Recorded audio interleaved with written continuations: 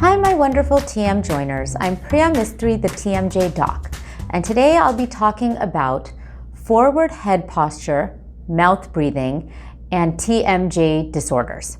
There is a correlation between all three of those, even though they seem like they may not be related. Do you breathe through your nose or your mouth, or both?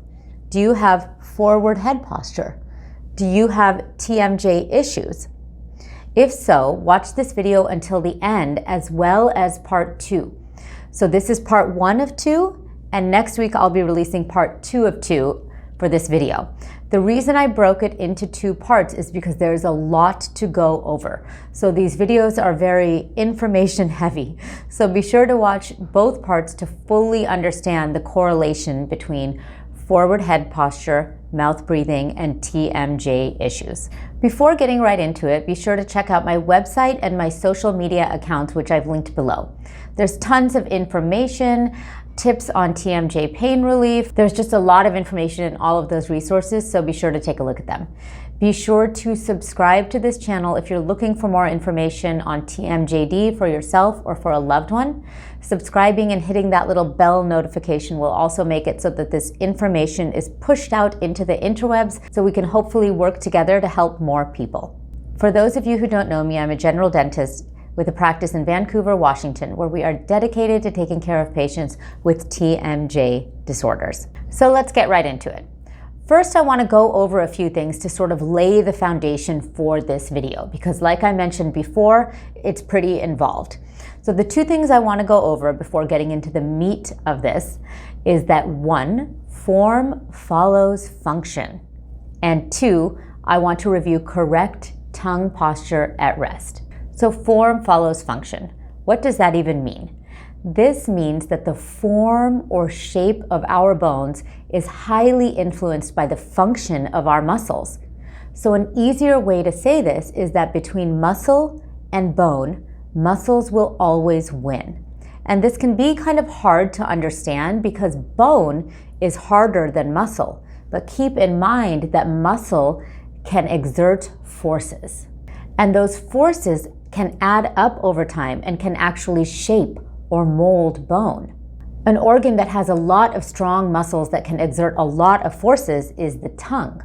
So having correct tongue posture will actually affect the development of the bones in our face. So that leads us right into correct tongue posture.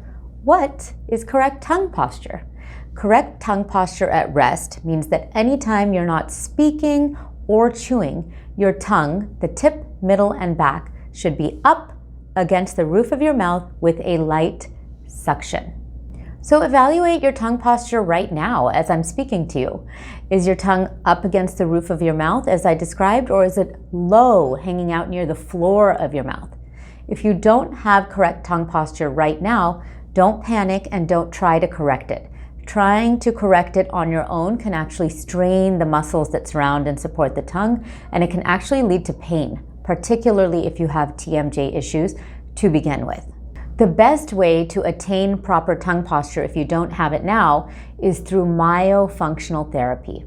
Myofunctional therapy is a physical therapy for the muscles that surround and support the tongue.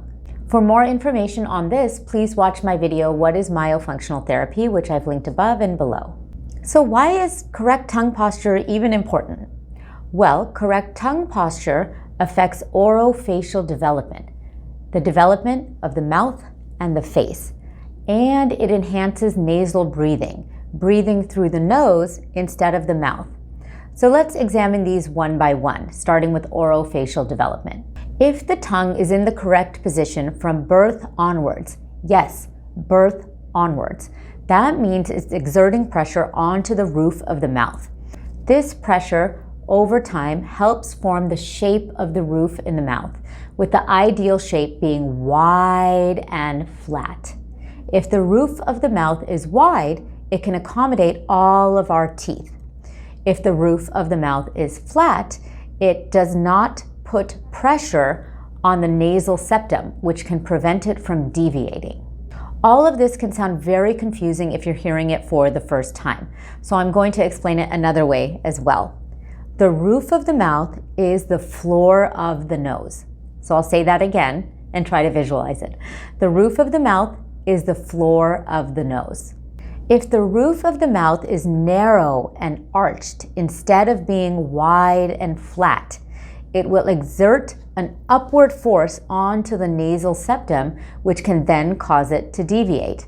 This makes breathing through the nose more difficult. So correct tongue posture affects the development of the roof of the mouth. It also affects development of the jawbone. So if the tongue is in the correct position up against the roof of the mouth with a nice suction, that upper arch, your dental arch up here, will develop wide and flat. And what we find is that the jawbone, the mandible here, will sort of follow. It will also develop wide and flat. This jawbone will follow whatever's happening up top.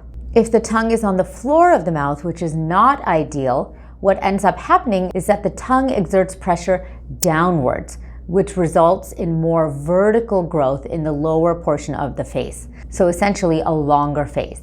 To sum it up, instead of the face growing forward and wide, it grows long and narrow for those who have incorrect or low tongue posture.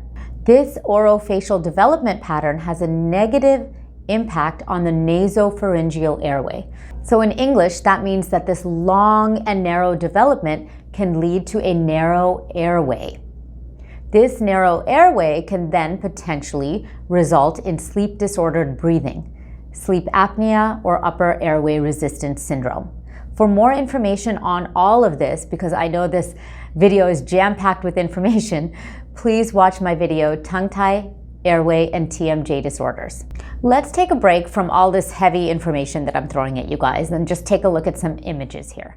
I have two CBCT images here, cone beam computed tomography. So it's basically 3D imaging of this general area. So when you look at these images, any black that you see is air spaces. White is bone and teeth, and gray is soft tissue. This gray mass here is the tongue. So in the first image, you can see that the tongue is high up against the roof of the mouth. And in the lower image, you can see that the tongue is low, and you can actually see the black space between the tongue and the roof of the mouth. You can also see the corresponding airways. So oftentimes when the tongue posture is low, it is also posterior. It is also too far back, and that is obstructing the airway. The CBCT imaging that I do at my office for every single patient allows me to really see every single patient's tongue posture at rest.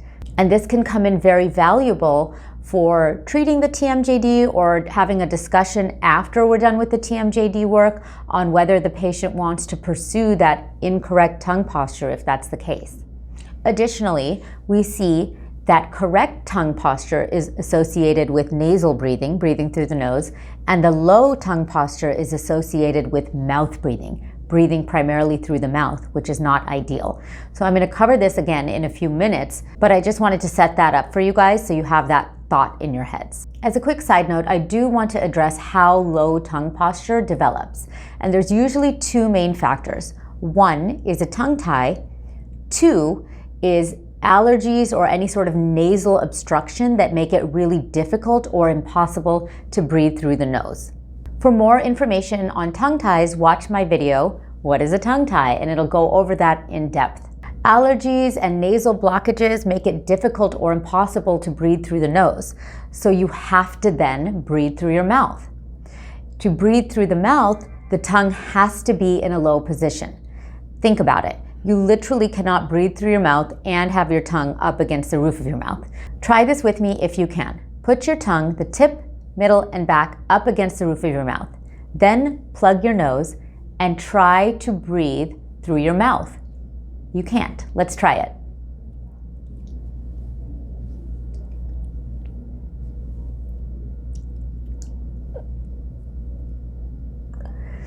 It's impossible. You can't. So if your nose is blocked and you're breathing through your mouth, your tongue has to be low by the floor of your mouth.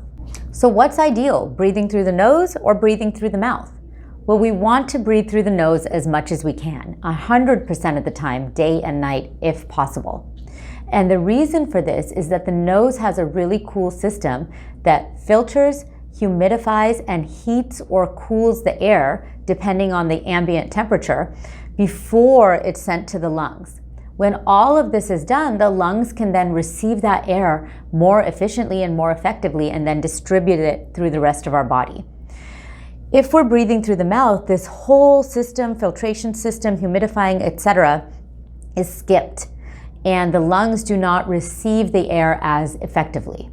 Essentially, we have to breathe great mouthfuls of air to get the same level of oxygen as we do when breathing less quantity and more easily through our noses. So mouth breathing is actually much more exhausting and much more taxing on the body than nasal breathing, because we have to take big gulps of air to get the same oxygenation as we do with breathing a less quantity through our noses. For more information on this, please watch my video, Nasal Breathing versus Mouth Breathing. So now let's connect the two, nasal breathing and tongue posture. If you have correct tongue posture, again, with your tongue up against the roof of your mouth, you're likely breathing through your nose, which is ideal.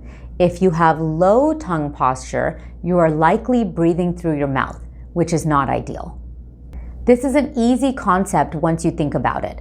As I mentioned previously, you literally cannot breathe through your mouth and have correct tongue posture. It's just really not possible. So again, take a moment to evaluate yourself.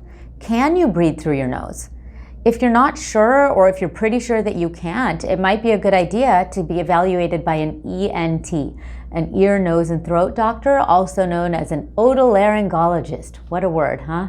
I'd also highly recommend reading the book Breath by James Nestor to fully understand the benefits of breathing through your nose instead of your mouth.